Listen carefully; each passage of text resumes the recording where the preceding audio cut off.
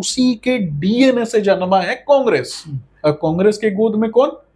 ये राहुल गांधी। ये एक डाटा निकल करके आता है कि रहमान खान ये कौन है? क्या अहमदिया संप्रदाय के लोग मुसलमान नहीं है क्या?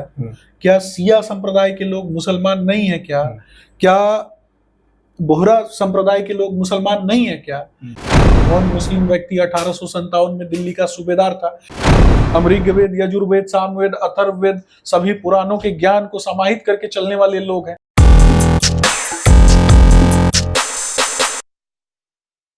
आप हैं निष्कर्ष भारत के साथ और मैं हूं मनोज चतुर्वेदी। वक्फ कानून में संशोधन का जो बिल है वो कल संसद में पेश किया गया और बिल पास नहीं हुई। सरकार ने उसे जेपीसी में भेज दिया और जेपीसी में तमाम सांसद जो हैं पक्ष और विपक्ष दोनों दलों के रहेंगे। करीब 20 सांसद लोकसभा के उस जेपीसी कमेटी में आज जो लिस्ट आई है उसमें हैं। सबसे बड़ी बात है कि वक्फ बिल में 2013 को सबसे बड़ा संशोधन किया था कांग्रेस की उस समय सरकार थी और ऐसा संशोधन किया था कि वक्फ बोर्ड के लोग जिस जमीन पर पैर रख दें वो जमीन उनकी हो जाती थी। 1954 में जवाहरलाल नेहरू ने एक बड़ा संशोधन किया था। सबसे बड़ी बात है कि मुस्लिम जो धर्मगुरु भी हैं, जो कुछ नेता भी हैं, उन्होंने इस बिल का समर्थन भी किया है। कहा कि यदि समय की जरूरत के अनुसार इस बिल में कोई बदलाव किया जाता है तो ये काबिले तारीफ है और सरकार ने ये जाहिर करने की मंशा रखी है कि इस कानून में महिलाओं को भी जगह मिले, बच्चों को भी जगह मिले। एक तरीके से समानता का अधिकार भी यहाँ इस बिल में लाया गया है। लेकिन कुछ ऐसे भी धर्मगुरु हैं मुस्लिम समाज के जिनको आपत्ति है और नेताओं को आपत्ति है। यहाँ तक कि सलमान खुर्शीद जो है उनका भी आज एक बयान आया है कि नहीं, ये बिल सही नहीं है। भाजपा जो है वो मुसलमानों की प्रॉपर्टी, वक्फ बोर्ड की प्रॉपर्टी हथियाना चाहती है और ये जो प्रॉपर्टी है वो दान में हमें मिली है।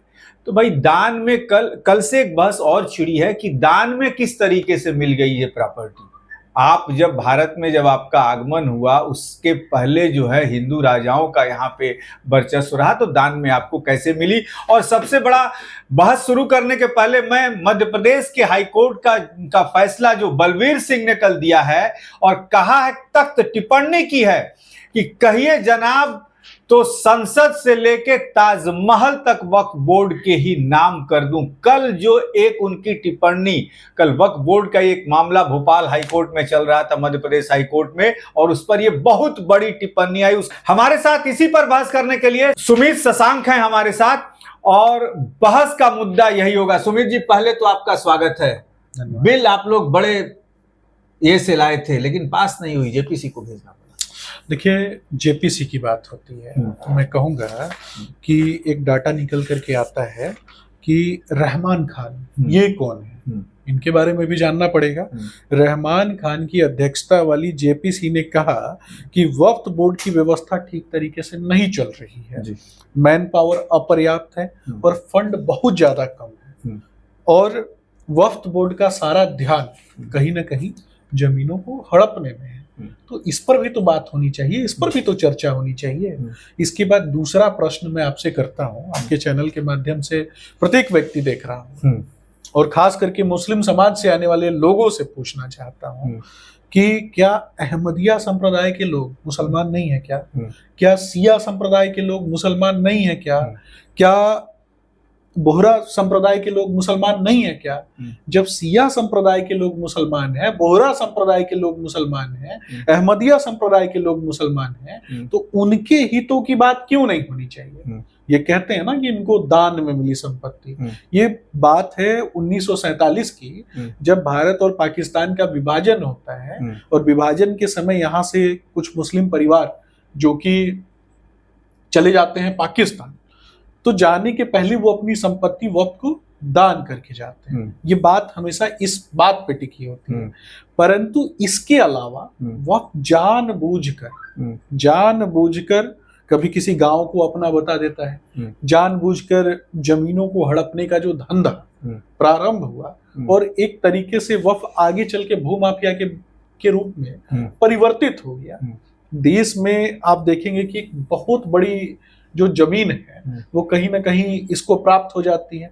मैं सीधा पूछता हूँ, जो लोग भारत से पाकिस्तान चले गए उनका अधिकार तो स्वतः समाप्त हो जाता है ना यहाँ से, तो उनकी संपत्ति पे वो अपनी संपत्ति कैसे किसी को दान में दे सकते हैं? ये तो वैसा ही हुआ है कि आपके पास कुछ है नहीं और आप अपनी संपत्ति किसी को दान में दे रहे हैं। सुमित जी, भारत से 2013 में 1954 में एक अमेंडमेंट नेहरू जी ने किया, 2013 में सबसे बड़ा इसमें एक परिवर्तन कर दिया गया मनमोहन सिंह की सरकार में कि जिसको भी जिस जमीन पर भी एक बता देंगे कि मेरी है तो मेरी हो जाएगी।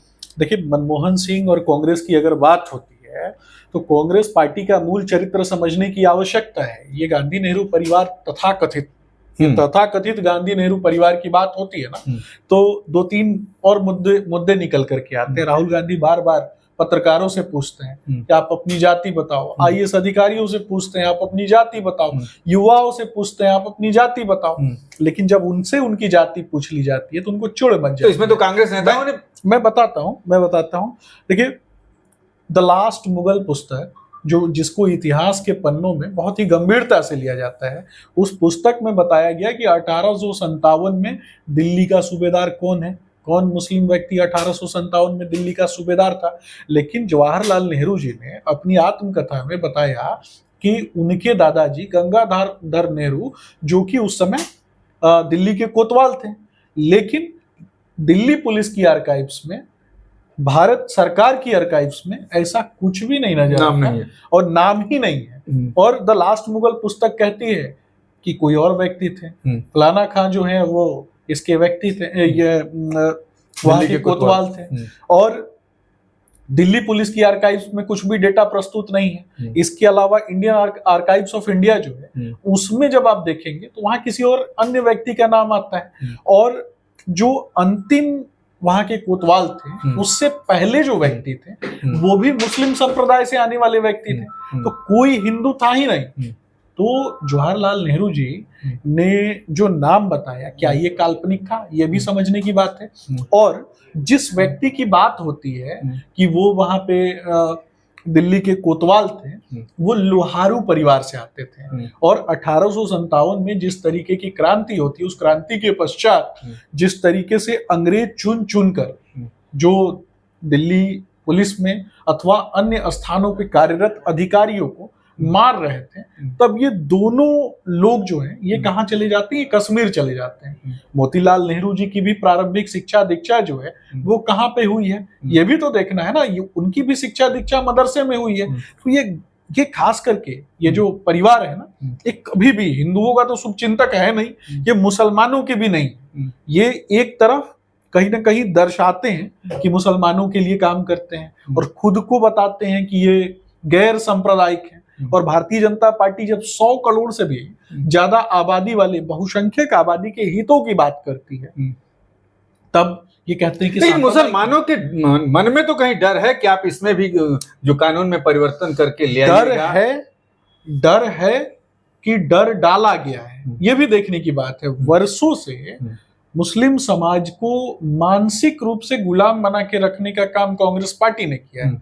डर दिखाना और सच में डर होना, ये दोनों ही चीजें अलग है। आज पूरी दुनिया देख रही है ना, आज चाहे इराक की बात करें, चाहे सीरिया की बात करें, चाहे इजराइल की बात करें, चाहे बांग्लादेश की बात करें, कहाँ क्या हो रहा है ये पूरी दुनिया देख रही है। और हर जगह समस्या किसको होती है? सबसे पहले 2 गुटों में लड़ाई होती है, तोड़ दिए जाते हैं क्या तो मंदिर। 2 गुटों में लड़ाई होती है, संसाधन लूट लिए जाते हैं हिंदुओं के। 2 गुटों में लड़ाई होती है, बलात्कार होता है। लेकिन सुमित जी, एक चीज और साम उभर के आ रही है कि भारत भी अब कट्टरपंथ की तरफ बढ़ रहा है। देखिए, यहां भी हिंदू मुस्लिम अब शुरू हो गया है। यहां भी सलमान खुर्शीद ने कह दिया कि यहां की भी हालत बांग्लादेश की जैसी कहीं ना हो जाए। देखिए, 2 प्रश्न आपने किए हैं। एक तो भारत को आपने बताया कि भारत सांप्रदायिक नहीं कहा, भारत उस तरफ बढ़ रहा है। हिंदू मुस्लिम अब माने 2 ये मत कर, अब जाति से ऊपर उठ के हिंदू और मुस्लिम की बात। देखिए, पहले जब कांग्रेस के शासनकाल में सिर्फ मदरसों की बात होती थी और मदरसे बनाए जाते थे और वो मदरसे कागज में बनते थे, हवा में बनते थे और मदरसों के नाम पे लूट होती थी और लूट खसोट हो जाती थी। और फिर जब कोई व्यक्ति उस पर उंगली उठाता था तो ये लोग कहते थे देखो मदरसे के खिलाफ बोल रहा है, मुसलमानों के खिलाफ बोल रहा है। यानी एक जाति वर्ग को, खास करके एक संप्रदाय वर्ग को तुष्टीकरण की नीति के साथ ये लोग चलते थे। लेकिन आज जब हिंदुओं के हितों की बात होती है, आज जब काशी विश्वनाथ का कॉरिडोर बनता है, आज जब महाकाल कॉरिडोर बनता है और आज जब विष्णुपद कॉरिडोर की बनाने की बात होती है, तो इनके सीने पे सांप क्यों लौटता है? क्या हिंदू इस देश के नागरिक नहीं है क्या? ओबीसी का आरक्षण छीन के मुसलमानों को किसने दिया था? इन्हीं लोगों ने दिया था ना। उस पर चर्चा नहीं होनी चाहिए क्या? इनके लोग जिन पार्टियों के समर्थन से ये इंडी अलायंस का फॉर्मेशन हुआ है, वो लगातार हिंदुओं को मारने काटने की बात करते हैं और उनको राहुल गांधी जाकर के क्या कहते हैं कि ये सांप्रदायिक नहीं है, ये धार्मिक सौहार्द के मसीहा है। तो इस पे बात नहीं होनी चाहिए क्या? देखिए, राहुल गांधी और राहुल गांधी की पार्टी, चाहे सलमान खुर्शीद की बात हो, ये जिहाद की बात करते हैं। ये जिहादियों के स्वरूप को कहीं ना कहीं बाबर के स्वरूप को लेकर के आना चाहते हैं। बाबर कौन था? एक आक्रांता था। इस देश पर मैं बार बार कहता हूं, Ghulam, Khilji, Tughlaq, Sayyid, Lodi, Mughal, Afghan, British East India Company और उसी के डीएनए से जन्मा है कांग्रेस। और कांग्रेस के गोद में कौन? ये राहुल गांधी। और राहुल गांधी के गोद में कौन? तो ये कांग्रेस।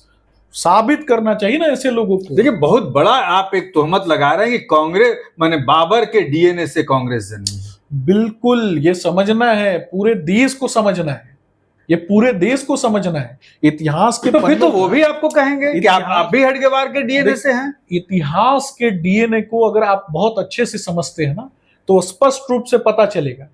ये तो समझना है ना ऐसे लोगों को। हम कहते हैं हम धर्मो रक्षिता रक्षिता के भाव से चलते हैं। हम ऋग्वेद, यजुर्वेद, सामवेद, अथर्ववेद सभी पुराणों के ज्ञान को समाहित करके चलने वाले लोग हैं। हम उस प्रकार के लोग हैं। ये देश उस प्रकार का है जहां विविधता में बसी हुई भारतीय संस्कृति। अंतिम सवाल, समय बहुत ज्यादा हो रहा है, अंतिम सवाल, वक्फ बोर्ड में चेंजिंग करके, कानून में बदलाव करके भाजपा को क्या हासिल होगा? देखिए, भाजपा को हासिल हो ना हो, देश को हासिल होना चाहिए। मुस्लिम माताओं बहनों को न्याय दिलाने का काम किया है हमने।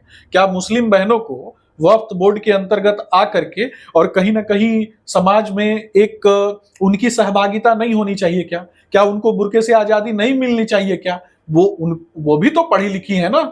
या फिर पढ़े लिखे समाज का निर्माण करने में उनकी भूमिका होनी चाहिए कि नहीं होनी चाहिए? मैं सिर्फ एक प्रश्न करूंगा, एक साल में 163 करोड़ का रेवेन्यू जनरेशन सच्चर कमेटी के अनुसार वक्फ बोर्ड करता है और 12,000 करोड़ रुपए का कहीं ना कहीं घपला दिखाया जाता है। तो ये 12,000 करोड़ रुपए का घोटाला कौन करता है? ये भी, इस पर भी तो बात होनी चाहिए। मैं बार बार पूछता हूं, क्या सिया संप्रदाय, बोहरा संप्रदाय, अहमदिया संप्रदाय मुसलमान नहीं है क्या? क्या मुस्लिम बहनें जो है वो मुस्लिम नहीं है क्या? उनको भी तो होना चाहिए। उनको बच्चे जो हैं उनको भी तो होना चाहिए, उनको भी तो अधिकार होना चाहिए। अब उनको अधिकार ही नहीं है और उसके बाद लूट तंत्र का अड्डा ये मौलवियों के माध्यम से। चलिए, सुमित ने बहुत बड़ी बात लेकिन कह दी। दो बातें सुमित के बातों से, इंटरव्यू से निकल के आया कि कांग्रेस पार्टी बाबर का डीएनए है और दूसरी चीज कि 163 करोड़ रुपए की कमाई दिखाता है वक्फ बोर्ड और 12,000 करोड़ का घोटाला करता है, जिस पर कि मुस्लिम बहनों, भाइयों, बच्चों और यहां तक कि मुस्लिमों में और जो बिरादरी है उनका हक है। तो प्रधानमंत्री से लेकर मैं ये कहूंगा कि भारत सरकार ने जो बिल लाना चाही है, जो बिल जब लोकसभा में फिर से अब आएगा, जेपीसी कमेटी उसको देखेगी, उसके बाद जब आएगा तो क्या निर्णय लोकसभा लेती है उस पर भी हमारी नजर रहेगी। आप बने रहिए हमारे साथ। नमस्कार।